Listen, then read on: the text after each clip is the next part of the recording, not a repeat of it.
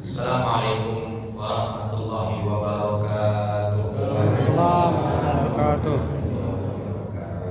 Alhamdulillah rabbil alamin, wassalatu wassalamu ala asyrafil anbiya'i wal mursalin wa ala alihi wa ashabi rasulillahi ajma'in.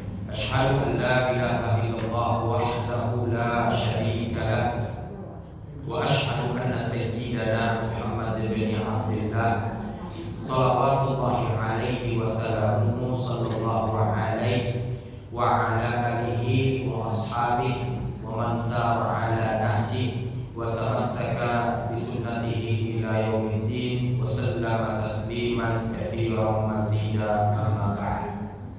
Alhamdulillah, pada malam hari ini kembali kita bersyukur kepada Allah Rabbul Alamin atas segala limpahan nikmat dan karunia yang telah Allah Subhanahu wa taala berikan kepada kita semua. Berselawat kita kepada Rasulullah Muhammad sallallahu alaihi wa alihi wasallam dengan lafaz Allahumma shalli ala sayyidina Muhammad wa ala ali sayyidina Muhammad. Assalamu alayka ya Rasulullah. Semoga selawat yang kita bacakan menjadi pertanda bukti cinta kita kepada Rasulullah Muhammad sallallahu alaihi wasallam, dan semoga kita semua mendapatkan syafaat Nabi pada hari kiamat kelak. Amin ya rabbal alamin. Bapak Ibu yang berbahagia, yang dimuliakan oleh Allah Subhanahu wa taala, kita masih membahas tentang fikih seputar keluarga, dan pada malam hari ini kita masuk kepada apa-apa yang telah digambarkan oleh Al-Quran Al-Karim seputar ciri-ciri wanita penghuni surga Allah Subhanahu wa taala, ciri-ciri istri penghuni surga Allah Subhanahu wa taala. Baik Bapak Ibu, dalam Al-Quran setidaknya Al-Quran itu berbicara 5 karakter wanita penghuni surga. Itu ada 5 pilar, ada 5 poin, ada 5 pilar. Dapat dikatakan dia sebagai wanita yang dirindukan surga itu ada 5 hal. Nah, yang 5 hal ini Bapak Ibu mudah-mudahan menjadi acuan untuk para istri atau untuk para wanita yang mendengar kajian kita pada malam hari ini. Baik Bapak Ibu yang dimuliakan Allah Subhanahu wa taala, karakter pertama, ciri wanita penghuni surga yang pertama adalah wanita yang taat kepada Allah dan setia kepada suami. Nah, ini karakter pertama. Nah, dalilnya adalah Quran surat An-Nisa ayat 34. Bapak Ibu yang dimuliakan Allah, khusus untuk ibu-ibu, bahwasanya sebagaimana kita ketahui dalam banyak dalil ataupun banyak hadis Nabi alaihi salatu wasallam, Nabi berkalam bahwasanya perempuan itu adalah sosok yang paling gampang untuk masuk ke dalam surga. Sosok yang paling gampang, paling mudah ibu masuk surga itu paling gampang, paling mudah, tidak seribet serumit kami. Ya, jadi Nabi katakan dalam banyak hadis perempuan itu gampang sekali masuk ke dalam surga. Di antara cara untuk menggapai pintu surga Allah adalah wanita itu di samping dia taat kepada Allah, dia setia kepada suaminya. Dia setia kepada suaminya lahir dan batin. Jadi oleh karenanya Bapak Ibu dimuliakan Allah, tapi ketika diberangkatkan Nabi alaihi salatu wasallam pada peristiwa Isra dan Mi'raj, ditampakkan kepada Nabi neraka. Nabi melihat kebanyakan penghuni neraka terdiri dari kalangan wanita. Paling gampang masuk surga, paling banyak di neraka. Nah, ditanyakan kepada Nabi alaihi salatu wasallam, kenapa mereka banyak di neraka wahai Nabi Allah? Maka Nabi menjawab, yakfurnal ashir, mereka ini mengingkari kebaikan suami. Jadi Bapak Ibu, problem terbesar perempuan-perempuan akhir zaman itu adalah kita terlampau cepat mengingkari kebaikan suami, terlebih lagi istri tersebut berada pada masalah atau pertikaian dengan suaminya. Makanya Bapak Ibu tak berlebihan kalau kita mengatakan 1000 kebaikan suami itu bisa hilang gara-gara 1 kesalahannya. Betul Pak? Betul Pak? Betul Pak? Betul.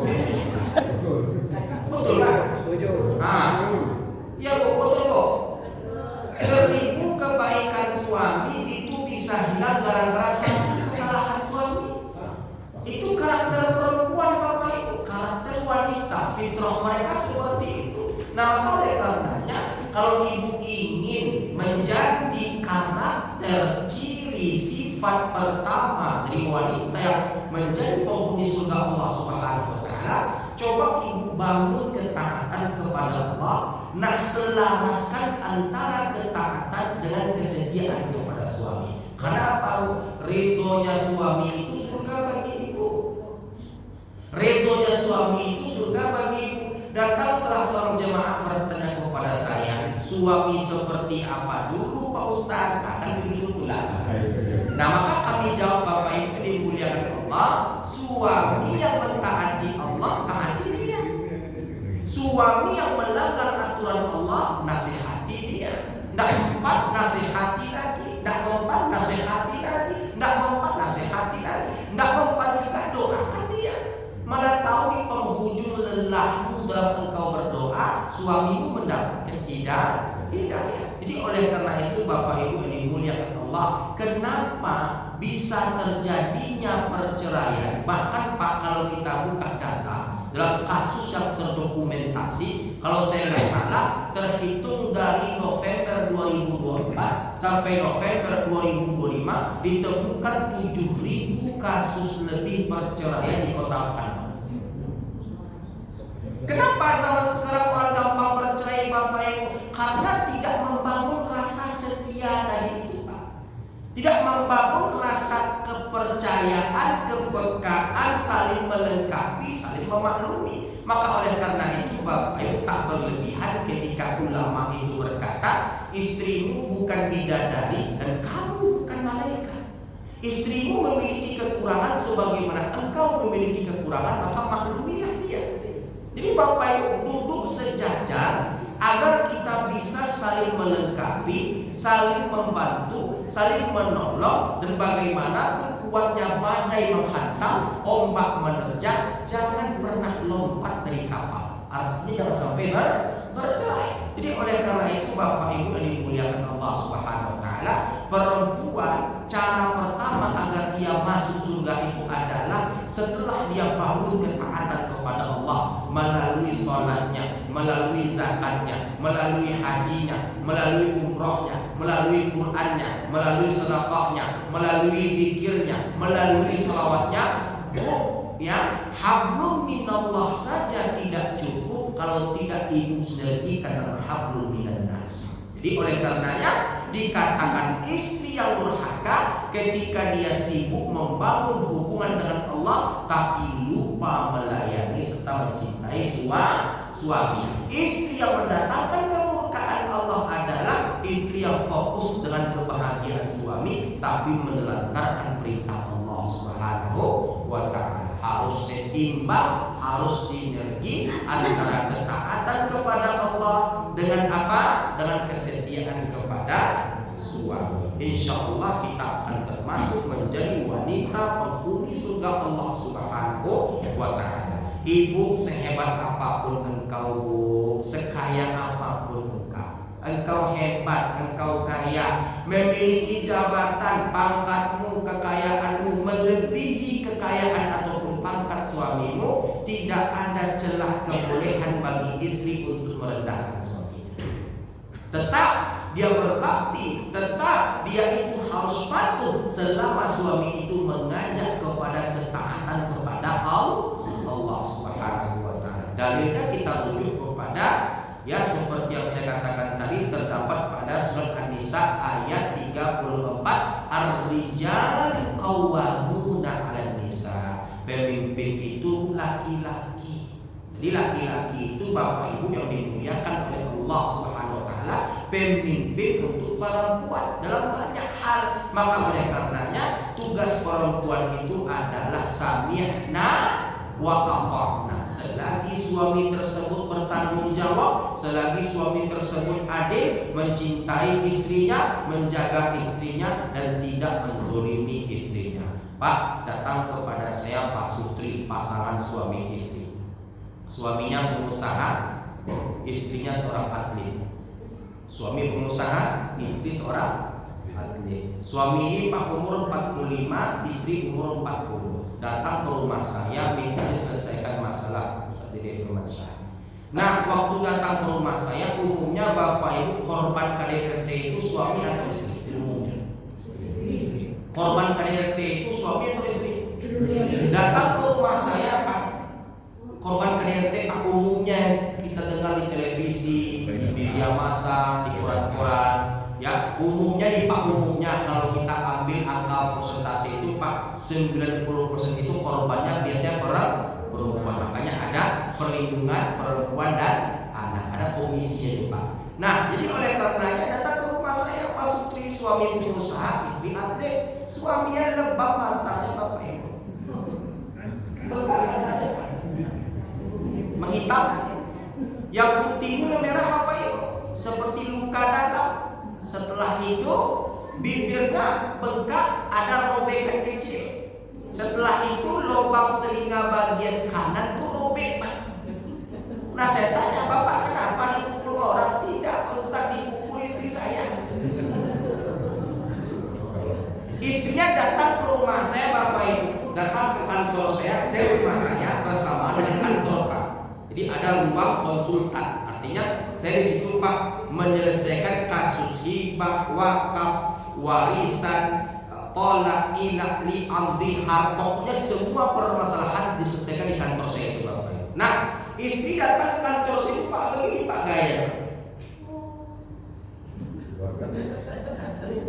Saya katakan, Bapak kok tidak bisa bersikap tegas, Bapak kok tidak bisa bersikap keras. Arti keras itu bertempat ya Pak, yang berarti membalas kekerasan dengan kekerasan.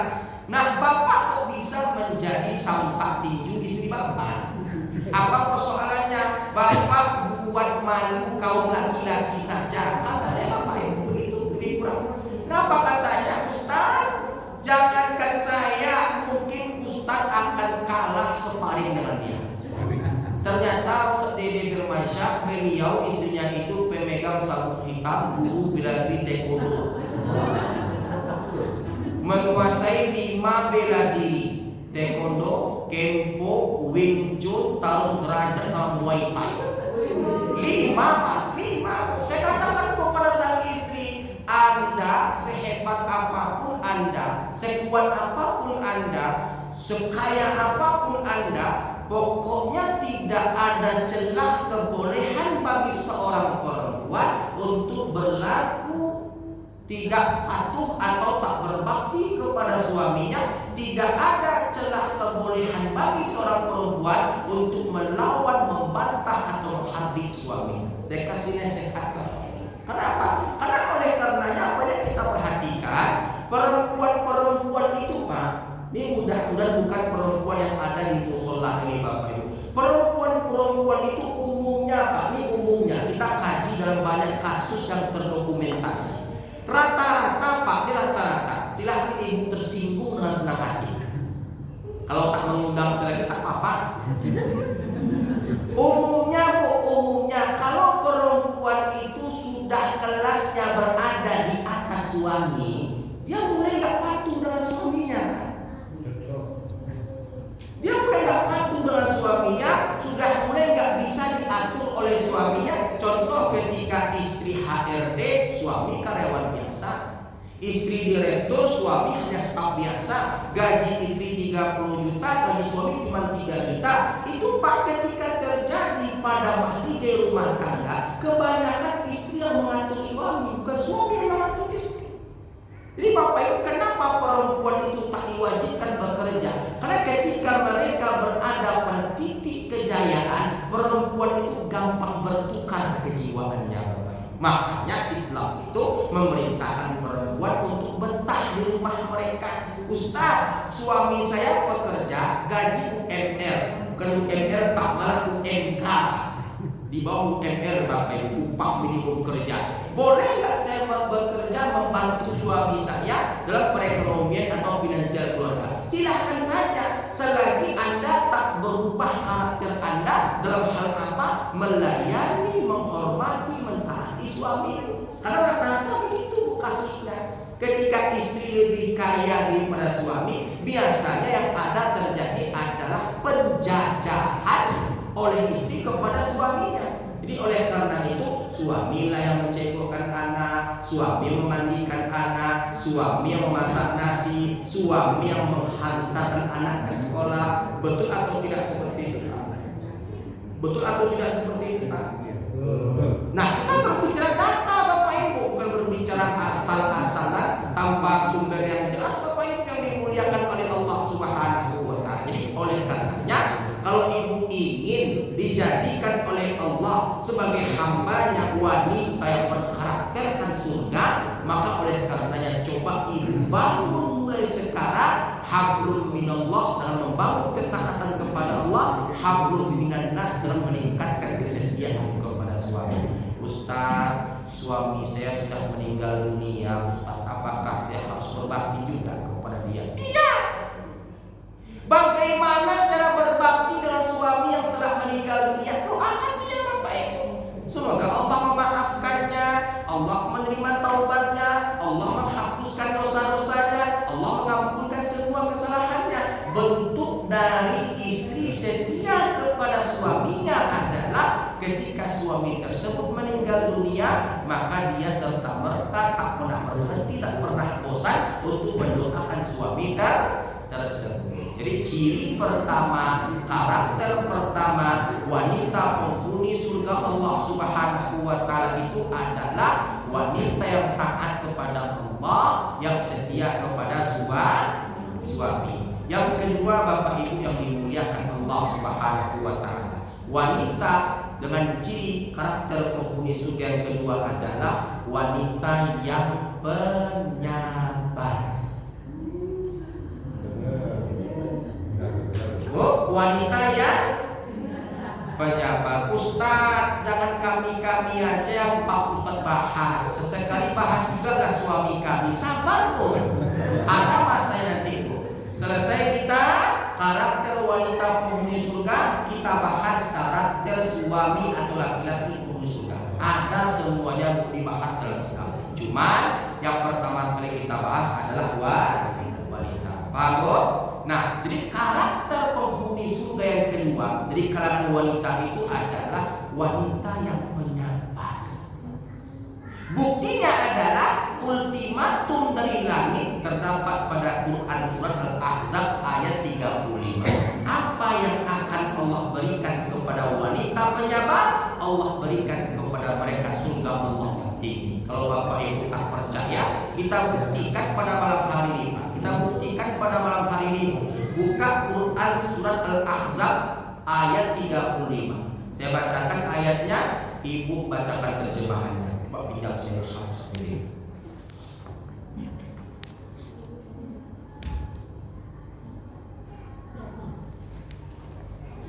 Saya bacakan ayatnya, Ibu bacakan terjemahannya. Apa yang Allah berikan untuk wanita atau istri yang penyabar? Apa yang akan Allah persembahkan untuk mereka? Dengarkan baik-baik Bapak Ibu yang dimuliakan Allah, khususan terkhusus untuk kaum wanita, untuk istri yang mendengarkan kajian saya pada malam hari ini. Al-Ahzab ayat 35 surat ke-33 juz 21. Dapat Bu?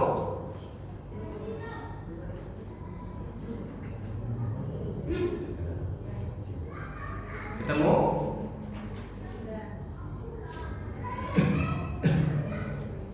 Surat ke-33 juz 21 ayat ke-35. Sudah? A'udzu billahi minasyaitonir rajim. Innal muslimina wal muslimati wal mu'minina wal mu'minati wal qanitina wal qanitat was-sadiqina was-sadiqati was-sabirina was-sabirati wal khashi'ina wal khashi'at wal mutasaddiqina wal mutasaddiqati was-saimina was-saimat wal hafidhina furujahum wal hafidhat wal dhakirina Allaha katsiran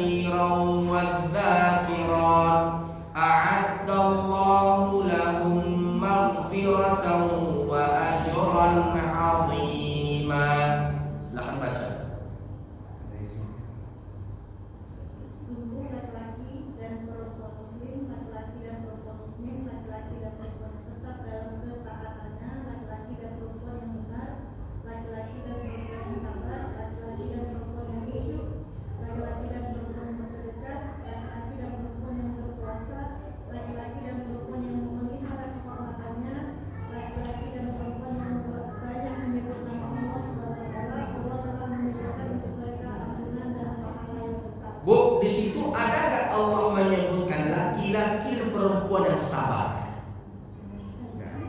Ada nggak? Ada kan? Nah, di akhir ayat apa yang Allah berikan untuk mereka? A'addallahu lahum maghfiratan wa ajran 'azima. Apa artinya itu?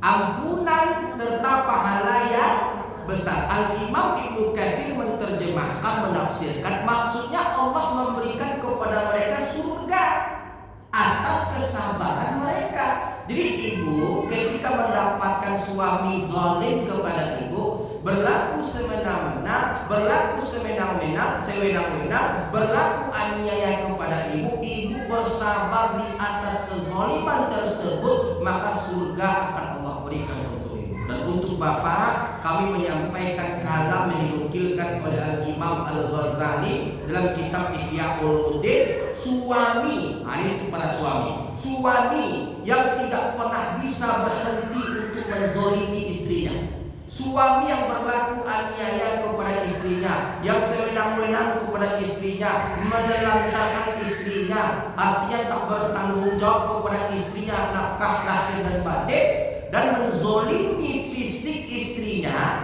Suami tersebut kalau tak bertaubat kepada Allah, tak minta maaf kepada istrinya, matinya pasti suul khatimah. Itu yang ngomong bukan saya, Pak, yang ngomong Al-Imam Al-Ghazali. Silahkan cari, Pak, di kitab Ihya Ulumuddin adab suami kepada istri. Jadi Bapak Ibu, Al-Imam Ghazali dan kitab Ihya Ulumuddin itu menghimpun, menyusun kalam ulama-ulama mutaakhirin yang mana mereka sepakat tidak ada azab yang Allah segerakan untuk pelakunya melainkan suami yang menzalimi istri. Jadi Bapak Ibu yang dimuliakan Allah, untuk bapak yang menzalimi istri, ketahuilah sungguhnya backing istri itu langsung Allah, Pak. Bukan Polda, bukan TNI, bukan Korem, bukan Polri, Pak. Backingnya langsung Allah. Perempuan itu Bapak Ibu makhluk Allah yang unik. Yang unik, keluh kesahnya, rintihannya, sakitnya itu didengar oleh Allah secara langsung. Allah berpihak kepada perempuan yang terzalimi. Kalau Bapak Ibu tak percaya, kita buktikan Bapak Ibu. Buktinya masuk kita kepada bukti kedua. Silahkan buka Al-Mujadalah juz 28 surat ke-58 ayat pertama. Nah, silahkan buka Al-Mujadalah juz 28 surat ke-58 ayat yang pertama. Bukti Allah itu berpihak kepada perempuan yang terzalimi. Nah, buktinya adalah saya bacakan ayatnya, bacakan terjemahannya. Bismillahirrahmanirrahim. Qad sami'allahu qawlan lati tujadiluka fi zawjiha wa tashtaki ila Allah wallahu yasma'u tahawurakuma innallaha sami'un basir. Coba dibaca terjemahan. Sungguh Allah telah mendengar ucapan perempuan yang mengajukan gugatan kepadamu Muhammad suaminya dan mengajukannya kepada Allah dan Allah mendengar percakapan antara kamu berdua. Sesungguhnya Allah mendengar amalan. Nampak tuh kok? Yang mengadukan itu ke Allah siapa? Yang diadukan siapa? Yang mendengar siapa? Yang diwahyukan kepada siapa? Kepada Nabi Muhammad. Bahkan asbabun nuzul, Pak, dari surat Al-Mujadalah ini adalah Allah langsung mendengar rintihan seorang perempuan yang dizihar oleh suaminya sampai Allah wahyukan itu kepada Nabi Muhammad sallallahu alaihi wasallam. Jadi oleh karenanya ayat ini menunjukkan bahwasanya jangan pernah bermain-main dengan doa wanita yang sabar. Jangan pernah bermain-main dengan doa wanita yang terzalimi. Sekali dia terzalimi, sekali dia tersakiti, memang dia tak menyebut nama Bapak, tak mendoakan keburukan untuk Bapak, tapi Allah tidak akan pernah tidur terhadap kezaliman. Cepat ataupun lambat Allah akan kirimkan siksaannya untuk para suami yang menzalimi istrinya. Bapak Ibu, kira-kira setuju atau tidak dengan ucapan seorang imam yang bernama Al-Imam Ibnu Khaldun dalam kitab Muqaddimahnya? Beliau berkata, Bapak Ibu yang dimuliakan oleh Allah Subhanahu wa taala, secara fisik Pak, secara fisik, hakikatnya secara fisik laki-laki yang melindungi perempuan. Betul nggak? Secara fisik laki-laki yang melindungi perempuan secara fisik. Tapi secara spiritual perempuanlah yang melindungi laki-laki. Setuju nggak? Setuju nggak? Ya nggak setuju Pak. Secara fisik laki-laki yang melindungi perempuan. Secara spiritual perempuanlah yang melindungi laki-laki. Paham maksudnya Pak? Paham maksudnya kok? Saya akan teruskan Bapak Ibu. Secara spiritual perempuanlah yang melindungi laki-laki. Bagaimana cara perempuan melindungi laki-laki? Dengan doa mereka. Makanya oleh karenanya Nabi kita bersabda, tunkahul mar'ah li arba', nikahilah perempuan itu karena 4 hal. Cantiknya, nasabnya, hartanya, yang terakhir agamanya. Kalau kau nikahi perempuan karena agamanya, maka kau akan beruntung. Maka carilah perempuan yang pandai berdoa, karena sungguhnya keberuntunganmu ada di kedua telapak tangan mereka. Jadi oleh karena itu Pak, laki-laki itu Pak setelah menikah, saya, Bapak dan semuanya setelah menikah, Bapak sadar nggak? 3 sosok perempuan itu doanya bertanding-tanding sampai naik ke pintu langit Allah, sampai ke pintu yang ke-7. 3 sosok perempuan sekaligus mendoakan keberuntungan, keberkahan untuk Bapak. Perempuan pertama adalah ibu kita, betul Pak? Perempuan kedua adalah istri kita. Perempuan ketiga anak perempuan kita.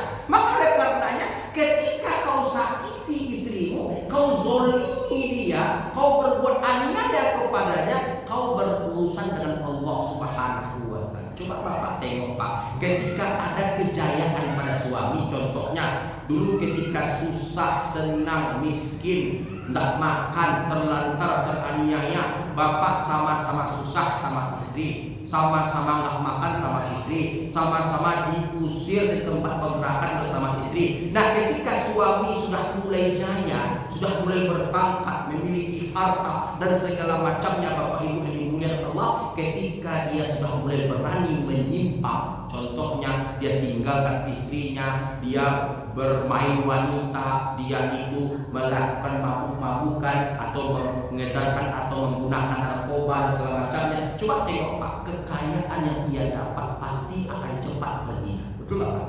Coba tengok Pak, orang-orang kaya, orang-orang hebat, orang-orang yang dulunya miskin tiba-tiba kaya, setelah itu dia khianati istrinya, yang ada apa Bapak Ibu? Yang ada kehancuran cepat ataupun lambat. Rizkimu ada pada kebahagiaan istri.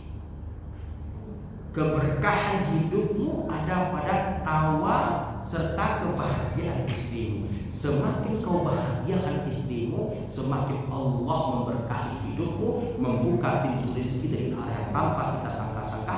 Tapi ketika kau meninggalkan rumah, kau tinggalkan istrimu dalam keadaan menangis dikarenakan kezaliman yang kau berikan kepadanya, maka keberkahan tidak akan menyertaimu dunia ataupun akhirat. Jadi doa perempuan itu mustajab Bapak Ibu. Maka ibu semarah apapun sama suami, tolong jaga lisanmu. Jangan doa yang aneh-aneh untuk kami Bu. Karena backing ibu itu langsung Allah. Backing ibu langsung Allah. Apalagi kami pernah menzolimi ibu, sadar ataupun tidak, sengaja ataupun tidak, maklumi, maafkan. Kami laki-laki ibu dipenuhi kesombongan, dipenuhi keegoisan. Karena fitrah kami seperti itu. Kami itu mau didengar tapi nggak mau mendengar, betul Pak? Kami itu mau didengar tapi nggak mau mendengar. Kami itu maunya ditaati tapi nggak mau mentaati. Kan begitu Bu. Laki-laki fitrah seperti itu. Banyak-banyaklah maklum. Yang singgahnya apa Bapak Ibu? Yang singgah tercipta rumah tangga sakinah, mawaddah, warahmah. Pak, saya sampai hari ini kalau ada orang menyampaikan ke saya, Pak Ustadz, saya nggak pernah bertengkar suami istri Pak Ustadz, saya katakan Anda bohong. Saya katakan Anda pasti berbohong. Kalau ada yang mengatakan kepada ibu tak pernah bertengkar rumah tangga seumur hidupnya, pasti orang itu bohong, Pak. Pasti bohong, Pak. Kenapa saya pastikan Bapak Ibu? Karena Bapak Ibu yang dimuliakan Allah, dalam hal makan aja Pak, sendok dan garpu pasti berat, apalagi bermuamalah Bapak Ibu. Nah, maka oleh karenanya saya pribadi ketika mendapatkan sesuatu yang membuat saya marah kepada istri, Pak, dalam adat istiadat Minangkabau itu kan Pak, ini kita orang Minang, saya orang Minang, orang Pariaman, saya orang Pariaman Pak. Pariaman itu tersebut sebagai Nagariangi Pak, Nagariangi. Oleh karenanya kenapa saya mencari istri bukan orang Pariaman? Karena kalau Nagariangi, jo Nagariangi baragu tawakal. Ya Pak. Kata yang saya, wah aku jangan menikah kecuali jurang Pariaman. Nah, yang kamu makai ambo ya. Biarkan ambo menentukan jodoh ambo ya. Wa ambo pakak ambo ya. Katanya kepada saya mau Pak. Kenapa? Karakter orang Pariaman itu keras. Makanya Ustaz Dede di Mekah ataupun di Madinah saya pernah sampaikan, sekeras-kerasnya orang Arab lebih keras orang Pariaman. Jadi begitu Pak, ini pola karakter kehidupan dan segala macamnya. Saya bukan membunuh karakter orang Pariaman, saya orang Pariaman Pak, maka saya tahu. Nah, maka oleh karenanya saya mencari istri orang negeri ini. Alahan panjang. Pariaman nange, alam panjang. Setidaknya ketika yang langit terbakar ada air yang mendinginkan. Bu, lingkungan itu bisa menjadi asbab dari terbentuknya karakter. Kita tinggal di tepi laut. Kenapa orang tepi laut itu bawaannya emosi? Karena makan ikan asin Pak. Terah tinggi Bapak Ibu. Jadi ada pengaruhnya Bapak Ibu dalam banyak penelitian. Singkat cerita, Bu, saya kalau mau marah sama istri, dalam adat kami itu, kami laki-laki itu kalau hendak pergi keluar, itu setidaknya kopi atau teh terhidang di atas meja. Mau diminum atau tidak itu nanti urusannya. Yang terpenting adalah hidangan kopi ketika suami akan berangkat bekerja. Betul apa seperti itu Pak? Betul Pak. Nah, singkat cerita, saya ketika akan marah kepada istriku, saya ingat-ingat segala macam perjuangan pengorbanan dalam hal apa? Dalam hal mendidik, mengasuh, membesarkan anak. Terasa oleh saya Bu ya, ketika istri sakit vertigonya kambuh, 2 jam saya bertahan Bu mengasuh anak. Dibersihkan yang ini Pak, berserak yang ini. Dibersihkan yang ini, berserak yang ini. Dirapikan yang ini, diserakkan yang ini Pak. Setelah itu mencebokkannya, mengganti pampersnya, setelah itu memandikannya. 2 jam saya tahan Bapak Ibu. 2 jam. Setelah itu saya katakan kepada istri, carilah babysitter. Gak bisa Bang sepertinya seperti ini, capek. Baru 2 jam. Nah Bapak Ibu, kalau kita tinjau dari segi fisik Pak, laki-laki kuat. Tapi kenapa perempuan itu bisa mengasuh anaknya 1 kali 24 jam, dan itu bertahun-tahun lamanya Pak, sampai anak itu besar. Kita membesarkan, mengasuh, merawat anak menggunakan logika fisik kita. Sementara wanita tidak. Mengasuh anak yang mereka persembahkan itu adalah cinta. Bahkan berlaku pada hewan sekalipun Pak. Pak, anak singa itu dekat ke ayahnya, ke ibunya Pak. Anak singa dekat ke ayahnya, ke ibunya. Bu, anak ayam dekat ke ayahnya, dekat ke ibunya. Ke ibunya. Tapi Bapak Ibu, ada satu hewan yang saya dibuat takjub kepada yang dia ini. Apa itu? Ikan arwana. Ikan arwana itu Pak, ada saya tengok Pak di YouTube tuh Bapak Ibu. Ketika yang betina itu Pak, ya, mengeluarkan telur-telur ikan, si ikan arwana itu mengambil telur-telur itu, menyimpannya di dalam mulutnya sampai telur-telur itu menetas. Berapa lama sang ayah puasa Pak sampai si anak menetas? Masya Allah, subhanallah, atas segala kuasanya terhadap makhluk-makhluk ciptaan. Jadi Bapak Ibu yang dimuliakan oleh Allah Subhanahu wa taala, wanita yang penyabar itu ganjarannya surga. Wanita yang penyabar itu adalah balasannya, tempat kembalinya adalah surga. Jadi apapun yang menimpa ibu, selagi ibu hadapi dengan tenang, dengan sabar, maka janji Allah, a'addallahu lahum maghfiratan wa ajran 'azima. Allah persembahkan, Allah siapkan untuk ibu ampunan serta pahala yang besar. Masih ada untuk kita Bu Dede. Boleh saya bercerita satu cerita saja Bapak Ibu. Satu cerita saja. Bu Dede, tanggal 11 kemarin saya berangkat bawa jemaah 132 jemaah melalui PT Bimalindo Hajar Aswad. Pulang tanggal 23 November. Bulan November kemarin. Bapak Ibu, ada sebuah peristiwa yang cukup mengerikan, suami menzolimi istrinya. Bagaimana kisah itu Pak Ustaz? Kisahnya seperti ini. 132 jemaah berangkat bersama saya dari Pekanbaru ke Malaysia, aman, sehat, walafiat. Kecil, besar, muda, tua, semua sehat, tak ada terkendala. Jamaah kami yang paling tua itu Bapak Ibu umurnya sekitar di atas 70-an, tak 78, tak 79, pakai kursi roda. Jemaah kami yang paling muda itu Bu ya Dede, itu umurnya 2 tahun setengah, anak kecil. Nah Bapak Ibu, sampai Malaysia aman, semua sehat, semua nggak ada sakit, pokoknya nggak ada kendala. Terbang kami, pesawat lepas landas Bapak Ibu, setelah take off sampai di ketinggian 35.000 kaki, semua aman, semua sehat, semua terkendali, tidak ada kendala ataupun problem. Mengambil mikot di Yalam, jadi artinya kita mengganti pakaian, memasang niat setelahnya, dan setelah itu Bapak Ibu landing dengan selamat di Bandara King Abdul Aziz Jeddah. Bapak Ibu yang dimuliakan Allah, antara Jeddah dengan Makkah itu kan 2 jam Bapak Ibu, lebih kurang kalau kita menggunakan bus. Jadi Jeddah itu Pak ke Makkah, Pak cukup jauh juga tuh Pak, banyak dekat Bapak Ibu. Nah Bapak Ibu yang dimuliakan Allah, dari Jeddah ke Makkah itu Pak, selama di bus itu tidak ada kendala pada kesehatan, semua aman-aman saja, semua sehat walafiat, tanpa ada cacat sedikit pun. Ada satu kejadian, demi Allah, demi Allah, demi Allah, saya bersumpah atas nama Allah yang Maha Agung dan Maha Perkasa. Ketika akan turun, ketika itu kami menginap atau diinapkan di Hotel Anjum, ya, Tower 2. Bapak Ibu, yang namanya Anjum itu kan pakai eskalator Pak, turunnya Pak ke bawah Pak, untuk menuju pelataran Masjidil Haram.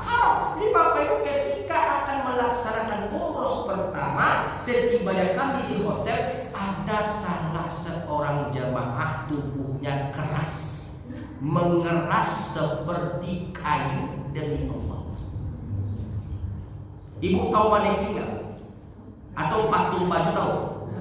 Seperti itu Pak. Bapak pernah nggak menengok patung dipahat dari kayu Pak? Seperti itu Bapak Ibu. Akhirnya apa? Yang membuat saya heran itu Pak adalah dia masih lancar berbicara. Feeling saya ketika itu ini orang terkena stroke dadakan. Karena Bapak Ibu yang namanya stroke itu kan Pak bisa menimpa siapa saja. Orang ini usianya baru menginjak 48 tahun Pak. Belum begitu tua Pak. Mungkin capek di Pekanbaru ke Malaysia, Malaysia ke Jeddah 10 jam lebih kurang Bapak Ibu. Mungkin capek di perjalanan. Feeling saya terkena stroke Bapak Ibu. Nantilah Pak ya, habis umroh pertama nanti saya bawa Bapak ke rumah sakit atau hadirkan dokter untuk memeriksa Bapak. Singkat cerita Bu ya Dede, dibawa ke dokter syaraf aman, ambil darah aman, ke dokter umum aman, diperiksa secara detail aman. Tapi Bapak kok kaku Pak, Bapak kok keras Pak, kok tegang Pak. Sambil menangis dia berkata kepada saya, Bapak Ibu yang dimuliakan Allah Subhanahu wa Ta'ala, tepat di tanggal 13 November, kalau saya nggak salah ketika itu Imam Masjidil Haram itu melaksanakan istisqa, minta hujan. Tanggal 14-nya hujan turun selebat-lebatnya. Itu bertepat malam itu. Saya tanya kepada si Bapak berusia 48 tahun, Bapak kenapa Pak kok bisa seperti ini Pak? Kaedahnya adalah tanah suci akan mengeluarkan sesuatu yang tidak suci. Apa masalah Bapak? Apa jawab beliau kepada saya? Mungkin ini karma yang berlaku untuk saya karena saya menjandakan istri saya demi seorang janda. Paham maksudnya Bu? Diceraikannya istrinya Bu, nikah sama janda, diusirnya istrinya dari rumah yang diberikan oleh orang tua istri kepada istri. Diusirnya istri beserta 6 orang anaknya, dibawanya janda yang ia nikahi masuk ke rumah mantan istri tersebut. Bapak punya nomor HP mantan istri Bapak? punya Ustaz, tapi sepertinya nggak aktif. Saya telepon betul nggak aktif Bapak Ibu. Akhirnya 2 hari saya mencari nomor kontak mantan istri tersebut Bapak Ibu. 2 hari saya cari Pak. Saya telepon Fulan merekomendasikan ke Fulan. Pokoknya dioper-oper Pak sampai dapat Bapak Ibu yang dimuliakan Allah nomor mantan istri tersebut. Nah ketika saya telepon Bapak Ibu, saya tahu ini perempuan sangat sabar, karena kita bisa menilai perempuan sabar itu bisa kita nilai dari cara dia berkomunikasi, berbicara. Assalamualaikum, waalaikumsalam. Yang paling saya ingat itu Pak, dia ngomong ke saya itu, iki sopo apa itu? Ini siapa? Maaf Mbak, saya nggak bisa bahasa Jawa, pakai bahasa Indonesia saja. Ya maaf, ini siapa? Saya perkenalkan diri saya Pak Dede Firmansyah. Saya pembawa jemaah 130 jemaah berangkat umroh. Di antara jemaah saya suami Mbak sekarang sakitnya aneh. Apakah ada masalah dengan Mbak? Tidak ada Pak Ustaz. Apakah Mbak ada mendoakan yang buruk-buruk kepada dia? Tidak ada Pak Ustaz. Nah sekarang suami Mbak ini sakit, mantan suami Mbak ini sakit, mohon doanya. Begini Pak Ustaz, saya ditinggalkannya, ditelantarkannya hanya gara-gara seorang janda Pak Ustaz. Kami ketika diusirnya itu Pak Ustaz, tengah malam numpang tidur kami di pos ronda Pak Ustaz, di emperan toko Pak Ustaz, di emperan ruko Pak Ustaz. Bahkan kami pernah 2 hari tak makan Pak Ustaz. Saya bisa melapor kepada keluarga saya, tapi saya nggak mau nanti ada keributan. Mau nggak mau Pak Ustadz, dia adalah ayah dari anak-anak saya. Saya nikmati takdir ini Pak Ustadz, saya nikmati Pak Ustadz, saya nikmati Pak Ustadz. Saya yakin Allah tidak akan pernah salah dalam memberikan ujian kepada hambanya Ustadz. Diberikannya kepada saya Bapak Ibu potongan ayat, la yukallifullahu nafsan illa wus'aha. Hati saya tertegun ketika itu Bapak Ibu. Sungguh engkau perempuan yang sangat sabar. Dalam hati saya nih Pak. Sebelum saya lanjut Bapak Ibu, kalau Ibu dibuat seperti ini, apa kira-kira jawabannya?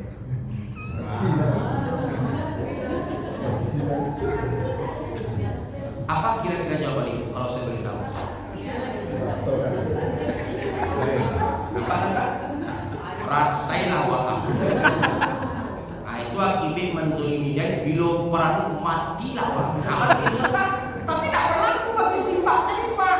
Mau nggak Mbak ngomong dengan mantan suami Mbak? Oh iya, mana Pak Ustaz? Dikasihlah HP ke mantan suami. Suami terpisah-pisah menangis minta maaf kepada istri. Bu, dimaafkan. Sebelum panjenengan minta maaf kepada saya, apa arti panjenengan?